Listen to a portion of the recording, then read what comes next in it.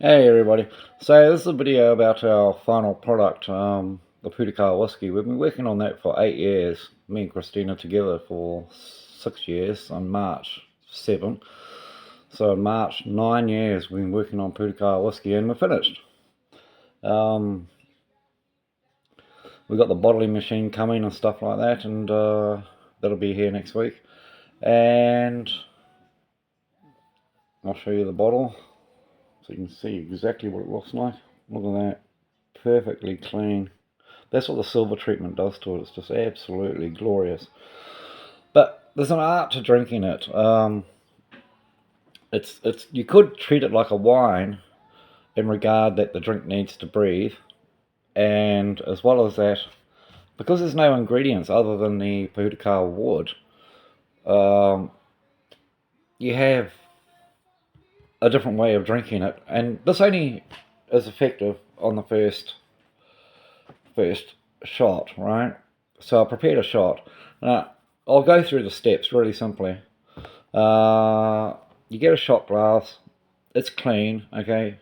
However, take a tea towel, a clean tea towel, and polish the glass. Really polish the glass, because one drop of moisture, one little bit of dust that you may not be able to see, will affect the flavour of the drink. I mean, it's just a known fact in the booze industry. It's like, drinks are made according to what's in the bottle, but what you pour it into can change. A little drop of moisture can change the consistency of the drink, the flavour of the drink, and so on. Okay, so I've already prepared a shot glass because I'm not opening this bottle. This bottle's one of the last ones going out for professional taste testing.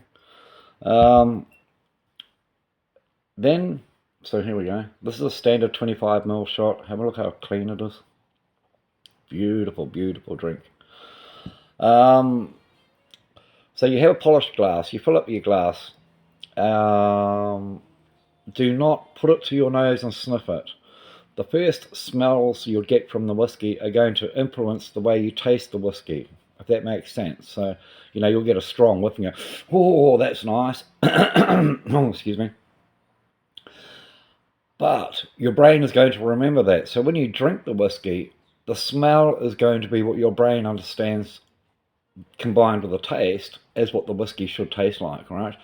We don't want that to happen. So you pour the glass, okay, so I'll do a mock, okay, pour the glass, okay, put it down in front of you on a table, right, and just wait.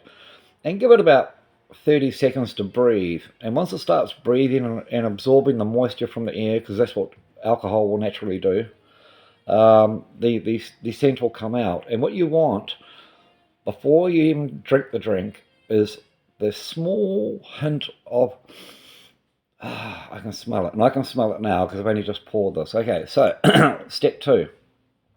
In your mind, divide this glass into 3 parts. The reason for that is we're going to be drinking a shot glass in 3 parts. Okay, so next step, I'm going to take the first part of the 3 parts, put it in my mouth, swirl it around like mouthwash. Okay, there's a good reason for that. The high alcohol in this, we make this at 60%. It's always going to be 60% because it's just perfect for the flavour. Okay, swirl it around, swirl it around, swirl it around, give it a good gargle, and then swallow. Okay, and I'll show you that now, and then I'll explain why.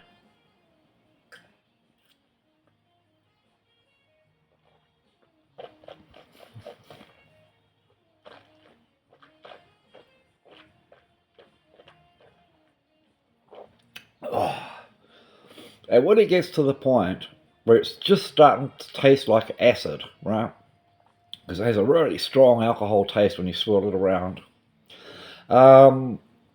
What we're achieving is we're using the high alcohol to cleanse our palate. Palate being flavors on the tongue, flavors on the roof of the mouth, flavors on the teeth from what you eaten recently or even the day before, if you have one in the early morning like I am.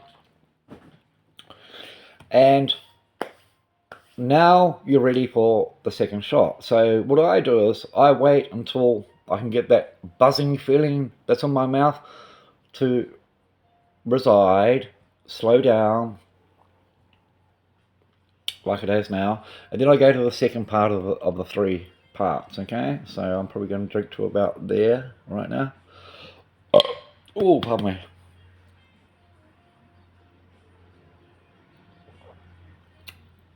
Okay. Now, when this goes onto your mouth, just swallow it, right? And you'll feel, the feeling you'll get is a kind of woody taste now. And it'll gargle a bit as it's going down, because you still got the high percentage alcohol, heating up the inside of your throat, right, just there. So it'll be like a bit hard to swallow. Now wait. Now, the purpose of that one is we've just cleansed our mouth with the first taste, right? The second one, and I can feel oils in my mouth all coming up, and this is good. Sounds gross, but it's bloody good. For the drink purposes, it's good. So basically, the second part, we were just washing down what's been in our mouth. Okay, right, now we're ready for the third part. So I usually give that half a minute before I go to the final step, and that's that much there. So if I hold the glass back, you can see where I'm up to.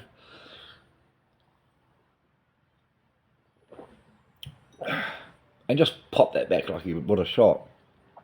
Now, that went straight down, very smooth, because there's no gunk in my mouth, no aftertaste of anything I've eaten or anything I've smoked or whatever. It's all gone. Now the drink just flows down like water, right? And when you get to that part, that last third of the glass, the drink becomes sweet rather than woody. And you're finished. After that, you can just drink and drink and drink and drink, just fill it up, have another one, right? And just keep on drink as you want to drink. You do it with a chaser, mix it with something, whatever. But at this point, from doing this process, you have achieved the taste that's in the bottle, the drink that we make. That you acquired that taste. Now, however you want to drink the drink after that is perfectly fine, because that taste is going to stay with you and your mind has learned it now, right? So if you mix it with Coke, doesn't matter how strong Coke is, with its flavorings, you're still going to taste the taste that was in that last part of the glass. So the first glass you do is basically preparing your mind, your mouth, your body for the drink. And by the time you finish the first glass, you are ready to drink. Okay, cheers everybody. So, just to recap, that's the bottle, that's going to be the launch bottles, right? They're 750 mils for a reason. They're easy to ship, light, not going to cost us a small fortune. In the coming months, well, the next step is the bottling machine, which arrives in a few days. Excuse me. In the coming months, we'll be working on the labels, the packaging, blah, blah, blah, blah, blah, and we're finished. A 9-year story of making the world's finest drink here in New Zealand. And truly, I make a joke. Oh, this is a tail end, not important, but I make a joke. This came from the gnarliest tree in New Zealand, the gnarliest of the native trees that has like 3 inches of bark, and it's like, oh man, tree.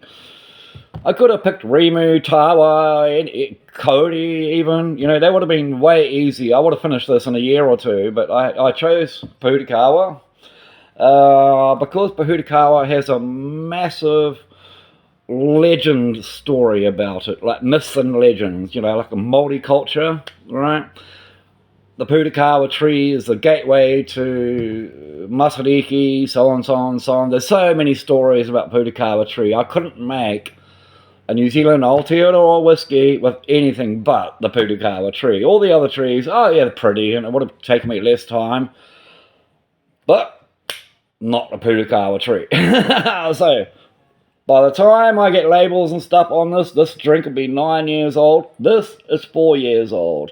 Because of the way we make it, we're using the same concentrate, and we just keep building the concentrate. So this is a 4-year-old before I even get it into the shops, okay?